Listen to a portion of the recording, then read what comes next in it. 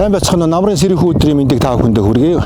Өнөөдөр бид Хинтийн нурууны сардаг өндөр улсаас их авч 700 гаруй км урсаад далайн түвшнээс дэш 780 метрт буюу нэлээд намд газарт орхон гол цутгадаг нэгэн голын тухай ярих гэж байна. Монгол улсын дотоодын нийт бүтээгдэхүүний 70 орчим хувь, за нийт усны хэрэглээний 20 гаруй хувийг энэ голоос бид нэр авч ашигладаг. Улаанбаатар хотын урдуур урсан гардаг Туул хэмээх голын тухай ярьж байна. Монгол орны хамгийн том гол ч биш, хамгийн жижиг гол ч биш. Гэхдээ эдийн засгийн ач холбогдол, экологийн үн цэнээр Монголын номер 1 гэж хэлж болох Туул голоор өнөөдөр бид аялах болно. Зүгээр тань мэдхүн аялал энэ бол биш. Туул гол энэ том их хот нийслэлийн дундуур урсан гарахтай яагаад бохирдлын шалтгаан юу юм, хамгийн гол нь энэ бохирдолтой бид нар хэрхэн тэмцэх вэ, ямар аюултай вэ гэдэг талаар яг мэддэг, чаддаг, шийдвэр гаргадаг улстай хамт Туул голоороо завьар аялах болно. За ингээд аялалдаа гарцгаая. Яг эдэл энэ зүгээр сууд яриа авч явах. Авч. За эхлэе. Явах уу? Хатан туулаараа уруудаад урсаад аяллаа үргэлжлүүлж байна. Одоо бидний байгаа газар бол энэ бидний сайн мэдэх энэ хуучин Нисхэн усны буудлын автобусны эцэс ердөө километр гарантай газараас уруудаад явж байна. Нэг завин дээр маань одоо яг бидний түрүү ярьснаар асуудал юунд байна, шийдэл гарцсан юу юм бэ гэдгийг тодруулж ярилцахаар та бүхэн таньж байгаа бах. Нийслэлийн засаг дарга бөгөөд Улаанбаатар хотын захирагч Нямбаатар, за тэгээд ус уг удирдах газрын дарга Төрхүү нар явж байна. За бид нар ямар учиртай завьар яагаад ийшээ урсж байгаа вэ гэдэг дээр бас нийслэлийн аврах 105 дугаар ангийн аврагчтайгаа хамт явж байгаа юм. За Туул гол маань 717 гэж нэг тоо байгаа, 800 орчим гэсэн нэг тоо байгаа. Төв аймгийн Мөнгөн морьтоос Хинтийн нуруунаас их аваад тэгээд далайн түвшнээс дээш 1870 метрээс их аваад ингэж байгаа юм чинь 770 орчим. Тэгэхээр орхон туул дээр очив тий. Тэгэхээр энэ чинь сав газар нь бол 5 аймгийн 17 сум гэж байгаа юм билээ шүү дээ.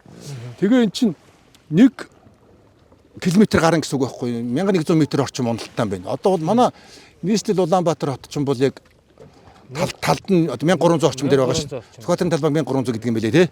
Тийм. Тэгэхээр 1870-аас 1300 гэж чинь 500 орчим метр хагас километрийн уналтан дээр нь бид нэр байгаа. За одоо ус бол яг бидний ингээд урсаад завьар явж байгаа хэсгээр бол харьцангуй цэвэрхэн түрүүн суухад бол ёроолын чулуун дээр харагдаж ирсэн шүү дээ. Одоо бид нэр очих газар маань хаашаа вүлээ? Тэг яг бид нар өнөөдөр бас ингээд Туул голоор урсаад Туул гол таана нь экологийн асуудал үүсэж байгаа вэ гэдгийг ийм ярилцах завшаан тохиож одоо туйлын их баяртай байна. Одоо бид нар бол яг хуучин нисхийн ард талд ингээд Туул голоор урсж байна.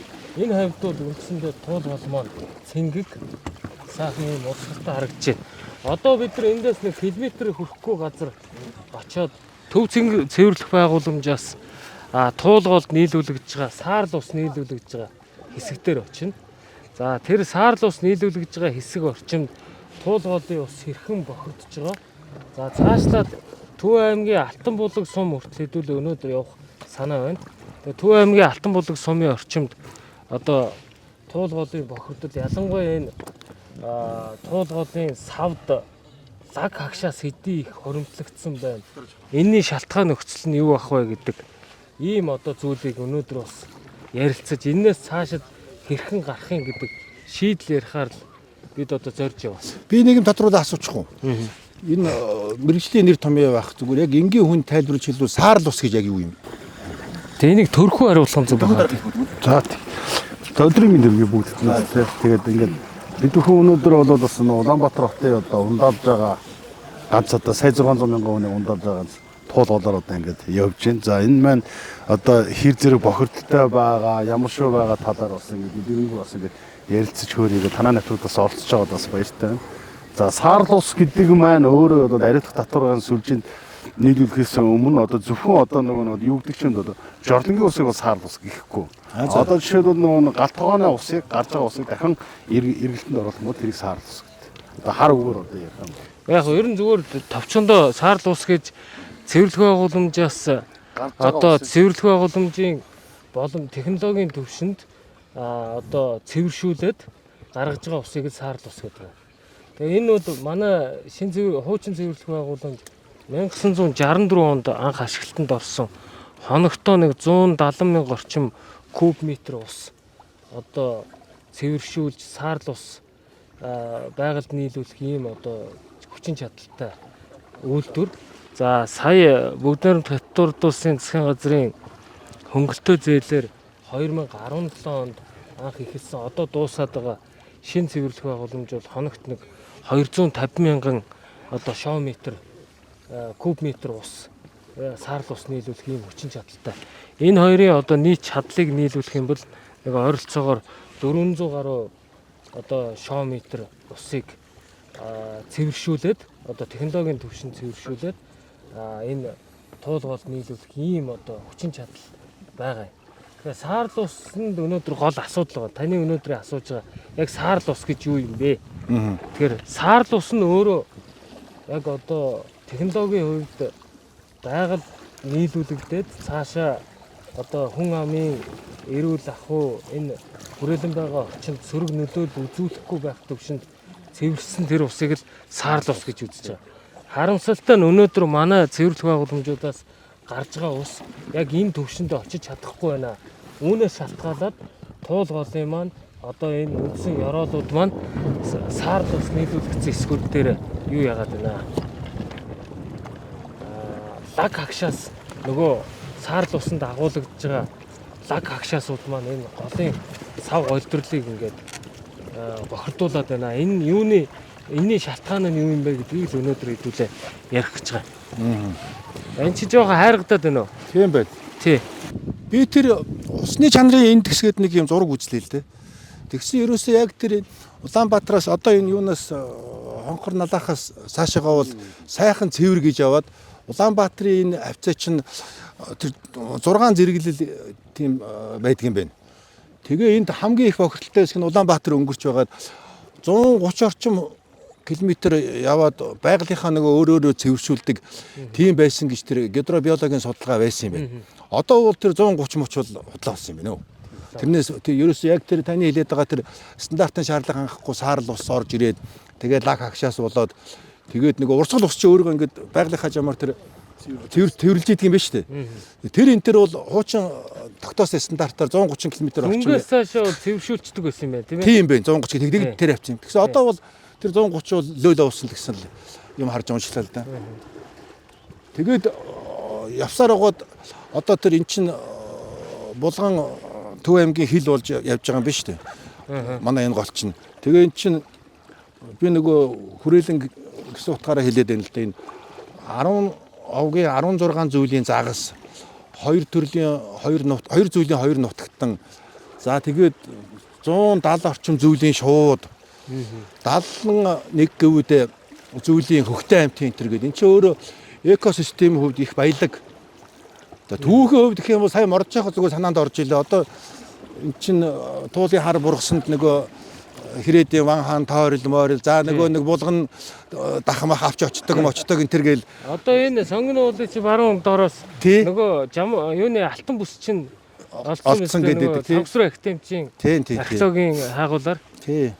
Тэгэл одоо учиргүй түүхэн тэр болиг чинь Монгол хүн бүр үзег хүн байдгүй цогтойж канон дээр чинь зүгээр ариун туулынхаа уснаас амсаад урагшаага тэр төв рүү дайн тулаандаа мордлоо тэр гэдэг.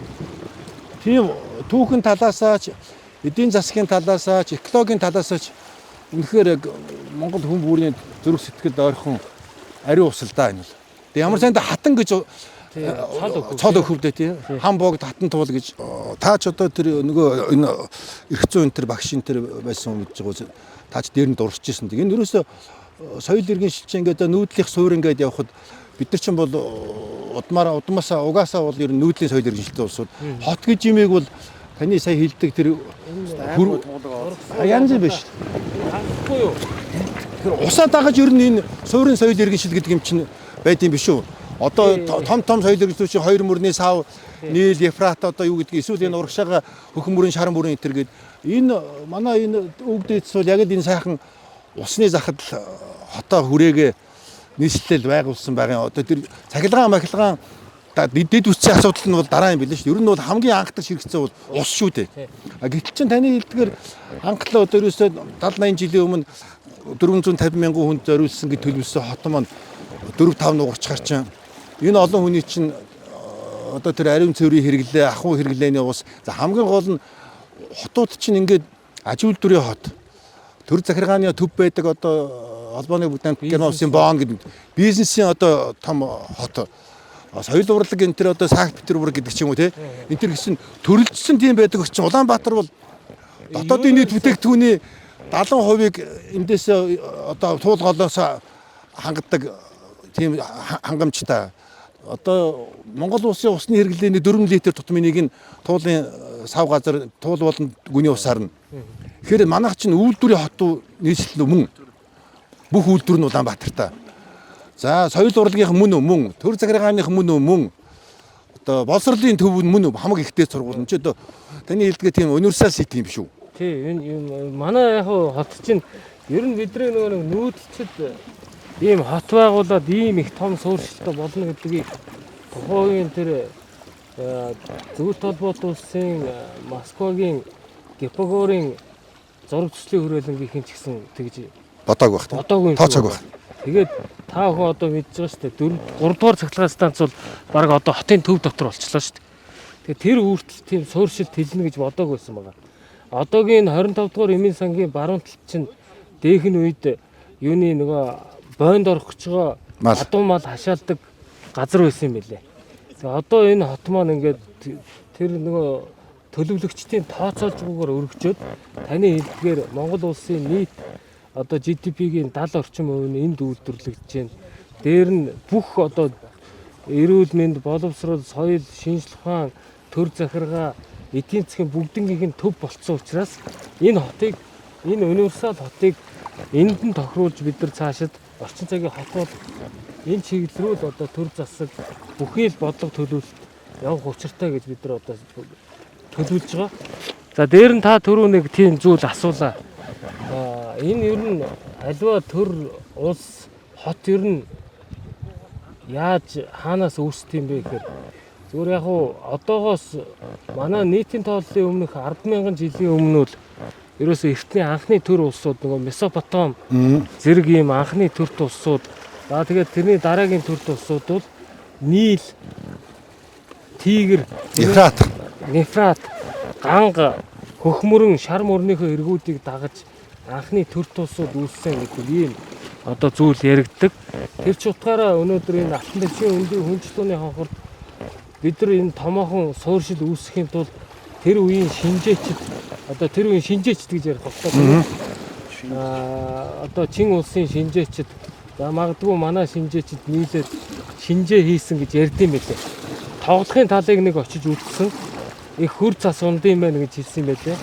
Энэ одоогийн 100 мод байгаагийн энэ хавийг үдсэн. Эндээ бол гол ус багтай байна гэдэг ийм зүйл яриад. Тэгээ ер нь бол юу руугаа энэ Богтан уулынхаа ард тал энэ хатан туулын энэ эргээд дагаж суурьшуул илүү одоо олон хүн зон суурьших юм байна гэдэг тийм агуулгаар юу яасан бэлээ. Шинцэн ингээд бас түүхчид ярьдаг юм байлээ. Одоо хэдүүлээ чинь нөгөө бидний хүүхэд байхад энэ гол мол чинь хүүхдүүд өсөрч шумбдаг байсан. Одоо энэ хэсгүүд гайгүй цэнгэг яваад байна. Тийм байна.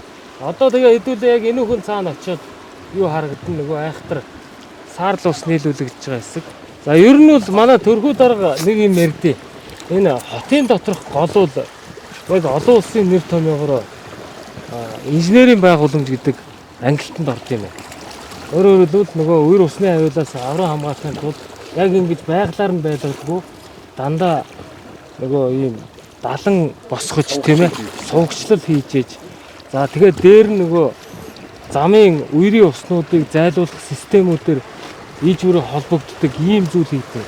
Тэгээ бид нар энэтхэгийн нэг компани шалгалтсан суулгуулын сав газрыг бүхэлд нь одоо суугчлах ийм зураг төсөл боловсруулах ажил ийм тэзүү хийгдэж явж байгаа. Тэгээ энэний дараа бид нар Дэлхийн банк, Нидерландын засгийн газар гээд гих мэт байгууллагатай хамтарч урт хугацааны хөгжлийн санхүүжилтээр энэ туулгалаа ер нь бол яг хотын дундуур урсж байгаа хэсгээ одоо яг инженерийн байгууламж хэлбэрээр одоо үерийн хамгаалтын далан одоо байгууламж ярих ийм ажил одоо хийхээр хотын хөгжлийн ерөнхий төлөвлөгөөнд тусцсан явж байгаа. За сэлб голынх бол санхүүжилтэн шийдэгдсэн одоо гүйцэтгэгчээ сонгож шалгууллаа. Сэлб дунд голынх. Энд чинь сэлб маань дээрээс ирж чад юу болчиход байгаа шүү дээ. Иргэнгүүтээ дунд голод нэрээс олчиход байгаа шүү дээ. Тэгээ нодлон бид нар дунд голыг нэлээд нөгөө лаг хагшаасаа ухсан. Тэрний хүчинд 2 жил үер усны аюулаас ирээд холболоо. Сүүлдээ дунд гол маань урсах уклонгүй болсон байсан шүү дээ нөгөө ийм налаагүй. Дотроос нь ер нь аимшигтай юм бодлон гарсан. Хүний одоо цогцос хэд гарсан. Ой. Тэгээд адуу малны сэгзэмүүд гарсан. Муур нохооны сэгзэм тоотой томшгүй гарсан. Тэгээд бид нар энэ нөгөө голыг ингээд суугчилж зэгслэхгүй болохоор ингээ яг одоо ингээд тоцоорон газар дотор байгалаараа байна гэдэг үг бас тийм зохимжтой биш болчиход. Тэгээ яг энэ хотоор урсан өнгөрч байгаа хэсэгдэр бид нар экологийг дорооцуулахгүй байх. Ийм л Тэгээ эн чи заах уу тэр инженерийн байгууламж хийгээд тэр гол нь нөгөө нэг манай энэ биологчид, экологчид хүмүүсийн яриад байгаа юм нь би ч нөгөө энд их өөрөө ойрхон болохоор хүнд таатай байх, үер усны аюулаас сэрэмжлэхнээс гадна одоо тэр эко орчныг нь эвдээд буснуудаа зүгээр урсдаг ус болгоод тэнд чинь нэг микро орчин байгаа шүү дээ. Замаг одоо тэр элдв усны амьтад эргэн тойрных нь энэ ирдэг шувууд загас жараахаа одоо тэр сэлбэн чинь бол намайг багт бол зүгээр жижигхэн загаснууд бол жараханууд бол зөндөө. Одоо бол тэгээд нэгдүгээр тэр сэгзэм шарил цогцос хог бохирдол тасалдал даг шавар тэр хагшаас тэрийн янзлаа гээд давхар тэр экологийн тэр микро орчныг хуу хамаа зүгээр нэг тийм гранатны ус шиг болгоо хийчихвэл бас жоохон гонигтай тэрийн тоотчл байдаг байлгүй дээ. Одоо ер нь дэлхийд дээр хамгийн мундаг ийм нөгөө канал суугчлаараа Холланд штэ, Нидерланд штэ тийм. Угаасаа ч намдор усан дунд байдаг газар тийм. Намдор газар. Тий. Тэгээд Голландын би бас засгийн газрын төлөөллийн хүмүүст бас уулзсан. Тэгээд тэднийг бол бид нар хотын дундуур урсж байгаа хэсгээр нь бид нар энэ хүрээлэн байгаа орчныг хамгийн одоо боломжтой төвшөнд нь бид нар суугчлах ийм одоо ажлыг зохион байгуулна л гэж. Сонгон найрхан уулын хойд хормоод байгууламжууд харагдаж байна уу тань? Нөгөө нэг мянганы сорилын сангийн. Мянганы сорилын сангийн баруун их усүр унтны. За энэ болохоор энэ сонгон найрхан уулын урд өвөр дор байгаа туул хоолын сав дагуух газрын гүний усыг татаад тэнд 3 4 төрлийн фильтрээр Гүн цэвэршүүлэх байгууламж гэдэг хэлж шүү дээ. Гүн цэвэршүүлээд ингээ Улаанбаатар хотын унтны усны хэрэгцээнд нийлүүлэх ийм үйлдвэр ашиглалтанд ороод одоо баг дуусч байна. 200 хэдэн сая долларын чөлөөд нөгөө. За энэ компакт төсөл. Тий. За нэг энэ төслийн нэг бүрэлдэхүүн хэсэг нь энэ хойно байгаа саарл ус дахин одоо ашиглах үйлдвэр. Энэ үйлдвэрийн зорилго нь юу гэхээр одоо энэ цэвэрлэх байгууламжаас туул гол руу нийлүүлж байгаа усыг чинь хэдэн үе нэлээ тэр үйлдвэр авангуудаа ТЭЦ 3 4 2 станцуудын хөргөлтийн технологийн ус нийлүүлэх зорилттой байхгүй. Тэгэхээр энэ бол өөрөө компакт төсөл айгүй том утга агуулгатай. Улаанбаатар хотыг цаашид унтны усны асуудал ярихгүй даруй 100 жил одоо болох үс ийм төвшөнд хоёр их усүрээр Улаанбаатар хотын иргэдийг цаашид ундаалах ийм одоо боломж бүрдэж байгаа төсөл. Харамсалтай нь өнөөдөр бидний явж байгаа гол зорилго бол энэ төслүүд хэрэгжиж чадахгүй нөхцөл байдал бий болчиход байгааг би танаа нэвтрүүлгээр дамжиж олон нийтэд хандаж хэлье гэж ингээд явж байгаа маа. Та чи нэг туузын ажлаа буцаага хаачих юм ярьлаг үү?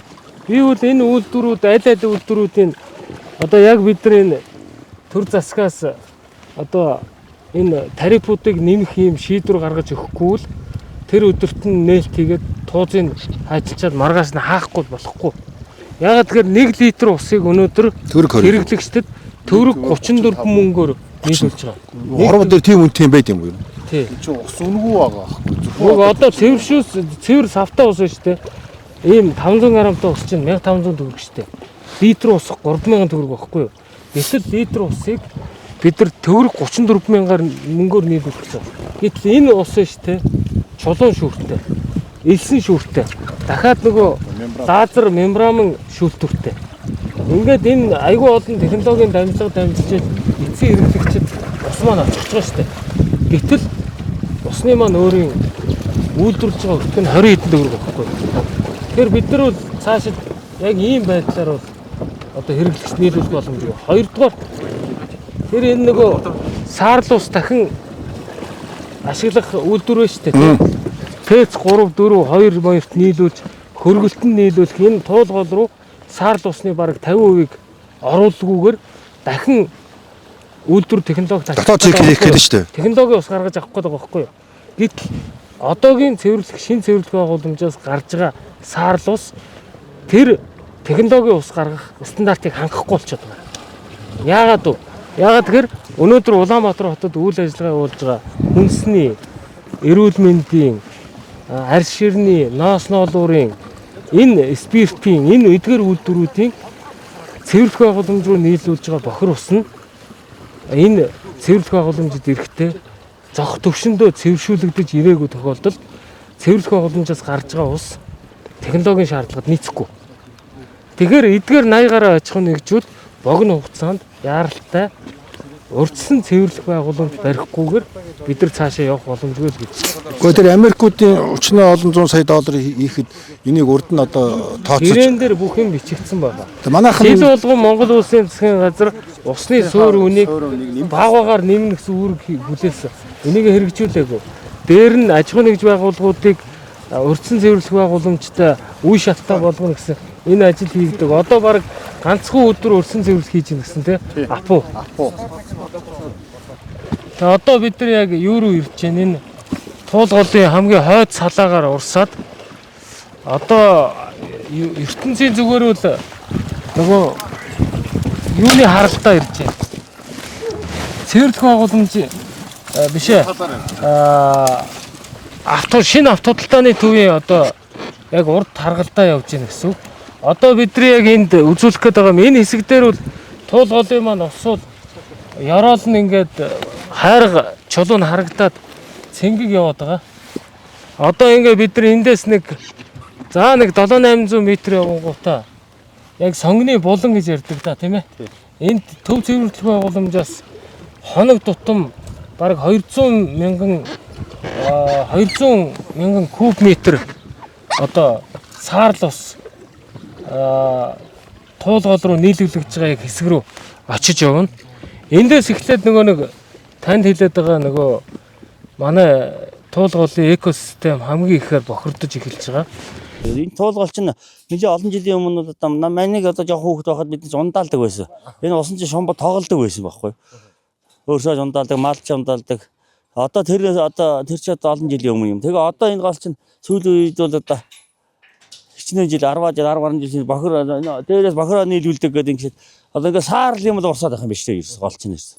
Тэгээ уусан ундаас мал 13 жил байна одоо туулаас одоо уухаас явд эзэнгөө мал дахиад уулын. Тэгээд уусан малаа одоо тэгээд айгуул өөрснөө одоо харсан мэдгийн жохоо орно малчд бол одоо харгалж өөрснөө хүнсэнд хэрэглэнэ. Мэдхгүй бол тэгээд одоо 8-ашаа янз бүрийн мал уулын янз бүрээр явж байгаа тэрний хууж байгаа мал ойлгомжтой юм мах шилэн ямар болох нь. Энийг л хамгийн гол нь тэр юу юм саарл усмсаа их замбраацаа их л гоё шахаж штайхан болохгүй. Энд ч одоо хүн битгээл мал уухын аргагүй болоод шүү дээ. Тэгээ бид нэр ууж идж байгаа сүү сайлнаас эхлээд одоо тэгэл бүхэл юм мах шөөл одоо тэгэл бүхэл юмд нөлөө байх шүү дээ. Одоо аршаа битүүг аршаа гэдэг хүртэл одоо бохирдолд орох гэдэг шүү дээ. Тэр ходооднаас юм баггүй юу? Зүг. Тий, ходооднаас. Тэгэхэд ингэ нүгээр урсж байгаа ус ингээд нөлөөлөд энэ ямар гоё ус байлаа. Тунгалаг гоё тийм юутаас. Тэгээ одоо биш болчихлоо. За энэ бол одоо тэгэл баг хошоо орхон тул сэлэнг ортол өргөлжлээ шүү дээ. Ер нь бол зүгээр яг одоо бүр илт мэдэгдээд одоо амар хэсэг нь бол ямарсан лүн өнгөртөл юм л. Саарлаараа.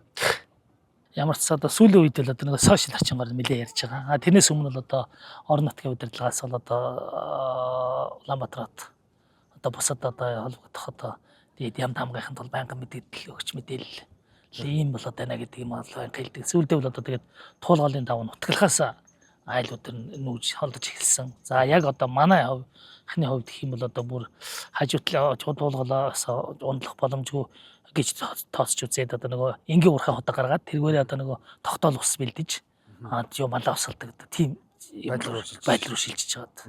Өөрсдөө эзлээс хамгаалахад бол тий.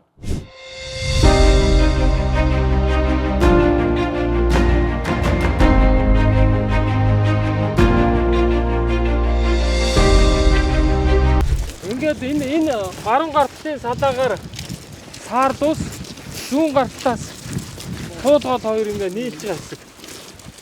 За ингээд одоо өнөр санарч авах юм алга. Ингээд байгалийн өнгийг хараарай. Ийм болгоод одоо тэгээд тэрнээс цаашаа сайн харуул. Бүр саарлан готов. Одоо энийг хардаа яг манай энэ камер барьж байгаа хүмүүс хар. Энэ усны өнгө өнөөдөр ийм байгаа. Одоо яг дээрээс ирж байгаа тул чи голомтуулаад жоох ийш болчих. Дээрээс ирж байгаа ус ийм гоё. Хонглог ирж. За тэгэнгүүт одоо яг энэ үзүүл дээр ирээ.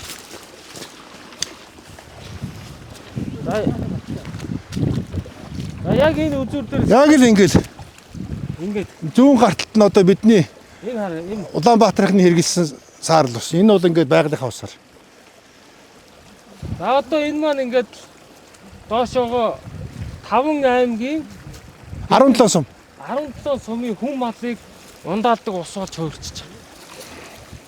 Тэгээ эндээс эхлээд энд ингээд одоо хэдүүд энэ доор очиад харна. Энэ ингээд доотлын ёроолын чулуу харагдаад байдаг. Ийшээ харагдах болчих. Яагаад гэвэл энэ булангартай усан дотор технологийн шаардлагад нийцэж одоо цэвэрлэх байгууламжаар гүйцэд ажиллаж чадаагүй учраас энэ дотор байгаа бүх лаг хагшаасууд голын усны урсцыг дагаад ингээд явчих. За энэ лаг хагшаас гэж юу хэлж байгаа? Надаа юугаа өгч байгаа ч төлөөрөө энэ үзүүлээд. Лаг хагшаас гэдэг хүмүүс энийг хэлж байгаа. Энэ хардаа. Балер. Энэ нөгөө лаг хагшаас ч. Энд чинь ингээд голын одоо сав газрыг одоо хүнзгий бохирдуулж байгаа. Энэ нөгөө экосистемийн чинь бүтэн одоо устгаж байгаа зүйл чинь энэ доошоо бол загас жарахаа үржих ямар ч эцгүй болж. Загас жарахаа байтугай эн чи баг арьс салстаар илдүү байж. Тэг энэ хардаа. Энэ доошоогоо бол айгүй хүнзгий болцсон байгаа тий. Энэ яагаад ингэж юм гэхээр зарим хүмүүс шинэ цэвэрлэх байгууламж ашиглалтанд орохоор энэ бүхэн зүгээр болчихно үгүй. Яагаад гэвэл шинэ цэвэрлэх байгууламж яг одоо МНС тэр стандартын дагуу цэвэршүүлэх процессыг явуулна. Гэтэл нөгөө дээр хилээд байгаа Улаанбаатар хотод хамгийн бохирдол үүсгэж байгаа 80 гаруй аж ахуйн нэгжүүд. Дээр нь Улаанбаатар хотын одоо айд үрх иргэдийн нөгөө бохирлууга хамаагүй химийн бодистой юмнууд нийлүүлж байгаа. Бүх юмнууд чинь нийлж ирэнгүүтээ цэвэрлэх байгууламж доторх нөгөө бичил биетүүдийг устгачаад байгаа. Хэрвээ бичил биетүүд устаагүй яг өөрийнхөө нөгөө биологийн нөхөн сэргээлтэй их юм бол энэ ус ийм саард ирэхгүй. Ийм саард ирж байгаа учраас 80% те. Цэвэрлэгээд энэ чи 90 хэд өргөд яг 96% усыг цэвэршүүлж наашаа нийлүүлэх хэрэгтэй байхгүй юу? Энийн гол шалтгаан нь би түрүү хэлсэн нөгөө арь ширний үйлдвэрүүд, эмнэлгүүд хамгийн одоо ноцтой бохирдуулж байгаа. Хүнсний үйлдвэрүүд. Хүнсний үйлдвэрүүд, спирт балбармын үйлдвэрүүд, арь шир, ноос, ноолуурын үйлдвэрүүд. Эдгээр аж ахуйн нэгжүүдийн хашаан дотор болгоно нь урьдчилан цэвэрлэх байгууламж баригдсан тохиолдолд урьдчилан цэвэрлэх байгууламжаар эхний одоо цэвэршүүлтийг хийгээд усаа бохирын систем нийлүүлвэл энэ хойдолд байгаа шинэ хуучин хоёр цэвэрлэх байгууламж энэ усыг 97% одоо цэвэрлүүлээд наашаага нийлүүлэхээр энэ ус ингэж бохирдохгүй байсан. Тэгээ одоо зүгээр сайн мэдээгүй нэг аж ахуйн нэгж дууссан гэж байгаа тийм. Апу хашаан дотроо урьдчилан цэвэрлэх байгууламж барьсан. Одоо 20 гаруй аж ахуйн нэгжүүд хашаан дотроо урьдчилан цэвэрлэх байгууламж барих ажлаа эхлүүлж Нийтдээ 80 орчим аж ахуйн нэгж. Тэгэхээр цаана нь одоо 60-аад аж ахуйн нэгж энэ ажлаа хийхгүй бол бид нар 2027 оноос эхлээд цэвэр бохир усаар хангахгүй гэдэг ийм одоо захиргааны арга хэмжээ авах гэдэг. Энэ угаасаа усны тухай хуульд аж ахуйн нэгжүүдийн хуулиар хүлээсэн үүрэг нь. А дээр нь энэ аж ахуйн нэгжүүд ус бохирдуулсны төлбөр гэж бас өндөр төлбөр төлөх ёстой. Ус бохирдуулсны төлбөрөөр бид нар юу хийх ёстой гэвэл энэ цэвэрлэг байгууламжийн урсгал зардлыг даах, дээр нь бид нар чи ирэх жил барилга угсралтын ажил эхлэхээр төлөвлөж байгаа лагийн үйлдвэр.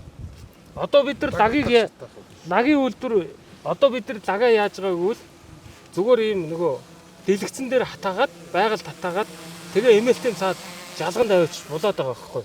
Та санаж байгаа бол 1960-ад оны үед 70-ад оны үед лагийн хэрэг гэж хятадтай холбоотой санаж байна уу?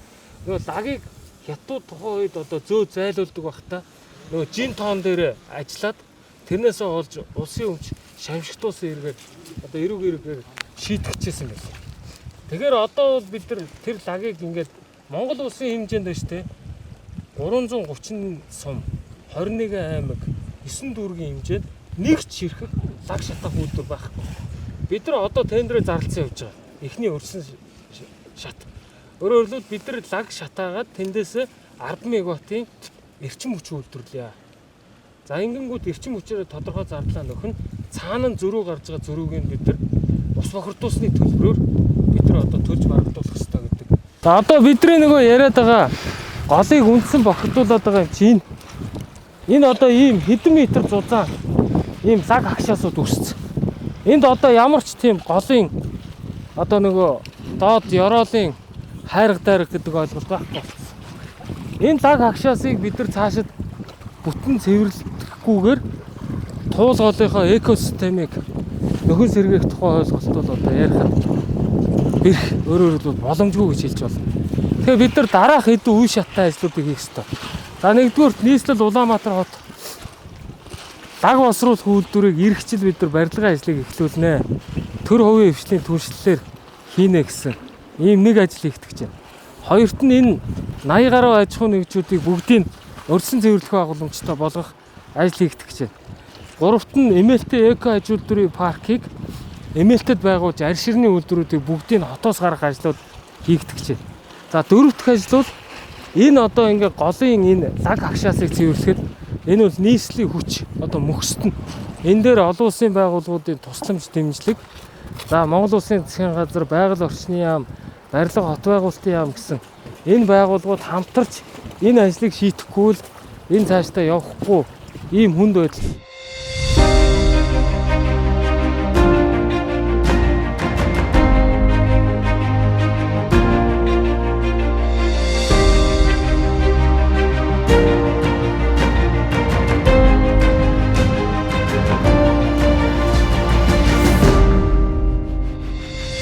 Одоо нэг оронтой хамгийн бага тооч нэг үжтэй.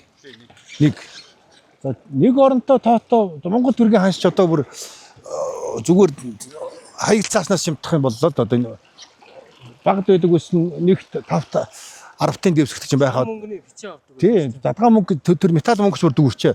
Одоо Монгол банкнаас чинь аль бие сургуулинд байгаа цаасан нэгт 5-т 10-т гэж юм төрийг би харааг удаж байна. 20-ын дэвсгэд хаяа нэг харагдаад өнгөрдөг. Тэгээд 50 100 явдаг тий. 50 харагдав. Ер нь бараг төөрсөн дөө тийм. За тэгээд 1 төгрөг 34 мөнгө гэдэг 1 литр усны үнийн тухай бид нэр түрүү ярилцлаа шүү дээ. Одоо хорвоо дээр 1 төгрөгнийхэн дэвсгэрт байхгүй байхад 5 төгрөг 10 төгрөгийн дэвсгэрт байхгүй байхад литр цэвэр усыг 1 төгрөг 34 мөнгөөр гарантнаас нь гэртээ гоожуулаад аваад хэрэгэлдэг ийм улс бол да миний сонссон дуулсан дэлхий дээр тийм тэр дээд тийм явааж энд хаашаа хөтөн гэхээс миний амьдэрдэг хорвоо гариг дээр бол ийм үнэтэй ус гэж юм үнгүй гэсэн үг шин чинь. Бохирдуулаад байгаагийн сая бид нар одоо ингээд биеэрээ хараад хамраараа мэдрээд одоо дэлгэцээр камераар үнэр дамжихгүй сайхан юм да. Тийм байж тээ. Тэгэхээр одоо үн нэмэхээс бол гарцаагүй юм байна тийм үү? 1 төгрөг 34 мөнгө арай л инээд юм уу? Гэхдээ одоо ийм байгаа шүү дээ. Гэр хороолол бид бүхэн 2 төгрөгөөр усыг зарж байгаа. Байшаа ороод 1 төгрөг 34 мөнгө өгч байгаа. За тэгээ ингээ яхаар чи энэ нөгөө манай ус ч өөрөө үнэгүй. Одоо зөвхөн өөрийнхөө одоо тэр усыг олборлож байгаа хийж байгаа зардлыг тий бид бүхэн нөгчиж чадахгүй юм байдаг байж байгаа. Жишээлбэл одоо гэр хороолол 40 төгрөгөөр усыг хөргөж өгч байна. 1 литр усыг. Тэгээд 38 төгрөгийн алдагдaltaй явж байна. За одоо энэ шинэ их усрууд ингээд ороод ирэх бол энэ шинэ их усрч одоо 1 литр усыг одоо яаж гаргах уу гэдэг ингээд бид нар бас тооцоо эдийн засгч яг өнөөгийн байдлаар тооцоо хийгээд авч 12-оос 15 төгрөгөөр 1 литр усыг газрын гүнээс гаргах тийм болцоотой байна. Цагаат нөгөө тийч нийлүүлэхээр чи 1 төгрөг 34 мөнгөөр бид бүхэн нийлүүлэх болчиход байна. Тэр чинь чи бүр эрс одоо ингээд нэг аахгүй. Тэгээ хамгийн гол нь нийтийн аж ахуй одоо энэ хэрэгжиж байгаа салбар чи өглөөд бид бүхэн одоо жишээлбэл юунаас 0-доо ороод бид засаад усаа татаад ингээд явждаг болохоос биш. Одоо энэ цаана ийм юу хийгээд яаж одоо энэ усыг олборлоод энэ иргэдэд яаж хөргөөд яаж зайлуулад за ямар шүү байдалтай хүмүүс нь ажиллаж байгаа гэдэг ингээд ярих юм бол маш их зүйл байгаа байхгүй. Тэгээ энэ бүгдийг бидэд одоо ингээд өчнөө олон жил одоо жишээ цэвэр байгаа юм чи 60 настай. Одоо хүнээр бол 61-тэй хүн байхгүй 1964 онд байсан.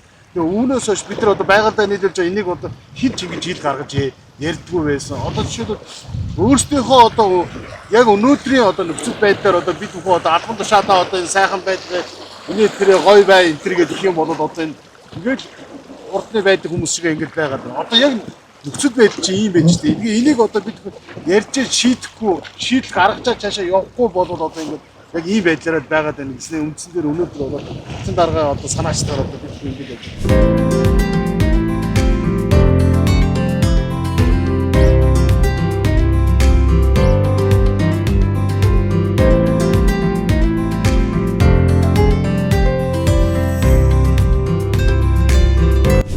За ингээд намрын сэрүүн өдөр өглөө эхэлсэн манай аялал энэ хүрээд үдээс хойш өндөрлж байна. Нийтдээ бид нэр бууж суугаад заваар яваад эргээр нь алхаад машинаарч бас зарим газар нь туулаад 30 гаруй километр 3-4 цагийн аялал хийгээд Улаанбаатар хотын хэлийн цэс дуусаад энд Төв аймгийн Алтан болог сум хэлийн цэстэй залгадаг газар нь ирээд байна. Тэгээд ямар ч тач асуудал юунд байгааг бол бид нэр үзүүллээ, харууллаа, шийдвэрийг гаргадаг, бодлогын тодорхойлдог усудаас хугацаатай ам өчгийн талаар бас мэдээлэл авлаа. Одоо бол энэ бол зөвхөн нэг хүний, нэг хэсэг хүний биш. 1,800,000, 2 сая шахам хүний амин амьдрал Улаанбаатар гэдэг их хотын экологи, аюулгүй байдлын тухай асуудал болсон болохоор одоо ярих биш, танилцах биш, хэлэлцэх биш, шийдэх, шийдвэрлэх тийм цаг үе тулж ирсэн гэдгийг гараа дүрж чадахгүй, амсаж чадахгүй энэ их усны дэргэдээс мэдээллээ. Хамт байсанд баярлалаа.